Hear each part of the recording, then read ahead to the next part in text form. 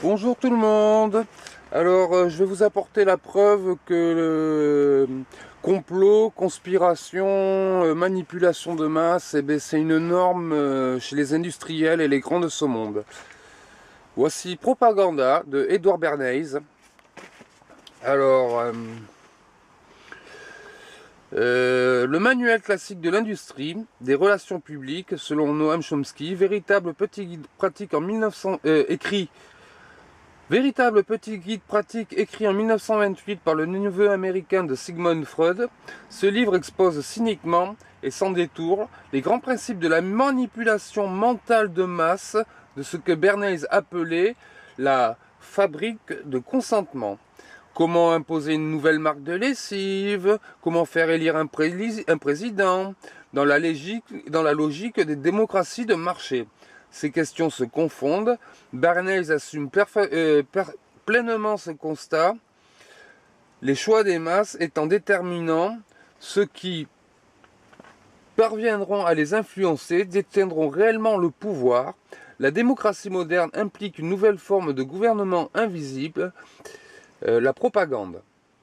Loin d'en faire la critique, l'auteur se propose de perfectionner et d'en systématiser les techniques à partir des acquis de la psychanalyse. Donc voilà, c'est du bien calculé, vous inquiétez pas.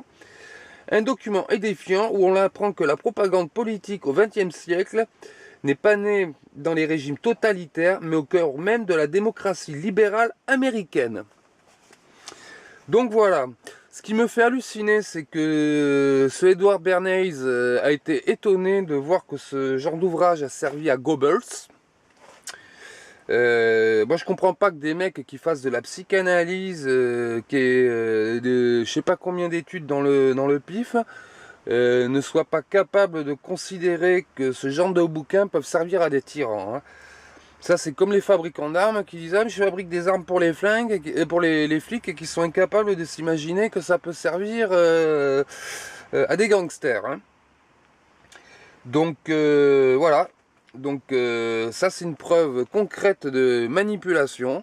C'est un livre que tous les industriels et tous les politiciens étudient. Hein, tout ça pour dire que tous les grands mouvements, comment manipuler l'opinion en démocratie, hein, donc tous les grands mouvements de l'opinion publique en fait sont complètement fabriqués, hein. Et ils font ça en fait en exposant que certains faits, voilà, une toute petite partie de la vérité, voilà, avec des raisons en fait qui sont souvent complètement falsifiées, hein. Tiens. Hein, contenant des informations biaisées, partielles et fausses. Voilà. Donc c'est comme ça en fait que ça marche, hein. Alors moi je vais prendre un exemple tout con, hein. Une petite histoire que je vais vous raconter. Monsieur A torture, massacre, viole la famille de Monsieur B. Monsieur B retrouve Monsieur A et le tabasse à mort. Et bien le rôle de la propagande, donc, des médias, ça va être de vous montrer que les actions de Monsieur B. Et vous allez vous dire, mais il est complètement taré ce mec, il est en train de tabasser un mec à mort. En même temps, si on savait ce que Monsieur A fait à Monsieur B, on se dirait: ah, mais peut-être qu'au fond, Monsieur A, il mérite ce qu'il prend dans la gueule, hein, et peut-être que Monsieur B, il a raison. Ah, mais merde, si on voit le truc comme ça, on commence à avoir de la compassion pour un criminel. Et malheureusement, au XXe siècle, la compassion a été définie comme un syndrome de Stockholm, je crois. Voilà le monde dans lequel on vit. Donc, c'est pas une conspiration dans le sens où vous avez des mecs qui se réunissent en secret dans des salles avec des sectes et tout le tralala, hein. Mais bon, c'est un peu comme un concessionnaire. Quand il vous vend un véhicule, il va vous exposer que les qualités de son véhicule pour vous pousser à l'action de l'acheter, quoi. Et ben c'est un peu pareil avec l'information en fait, hein. On vous montre que certains côtés de l'information pour justifier des actions qui ne sont pas justifiables en fait, hein. Donc on ne vous montre pas des mensonges, on vous montre seulement une partie de la vérité. C'est ce qu'on appelle du mensonge par omission. Voilà. Et donc la manipulation, hein, à partir du moment où des gens vous manipulent, hein, on peut considérer qu'ils complotent contre vous. Hein, puisque oui, c'est un complot. Hein. On vous balance Moi je vois par exemple, c'est des films qui sont, certains films qui sont encore classés secret défense en Allemagne. On pouvait voir des Polonais maltraiter des Allemands en Pologne. Ce n'était pas vrai, mais ça a permis à Hitler de justifier l'invasion de la Pologne aux yeux de son peuple. Voilà. Aujourd'hui en France, un musulman, enfin un arabe, qu'est-ce qu'il va... Parce que tous les arabes ne sont pas musulmans, je tiens quand même à le préciser, hein, pour les racistes. Hein. Qu'est-ce qu'il peut trouver comme rôle aujourd'hui en France? Le rôle du méchant, le rôle du terroriste ou milliardaire saoudien. Donc voilà, on est vraiment dans un système de propagande où on est complètement manipulé, où les dirigeants et même les industriels complotent contre nous. Hein. Prenons le nucléaire par exemple. Hein. On nous met bien en avant, ah ben regardez, l'énergie propre, ça vous fournit de l'électricité pour pas trop cher. Hein. Mais bon, l'exploitation de l'uranium, pourquoi on l'a arrêté en France? Eh bien parce que tous les ouvriers crevaient de cancer.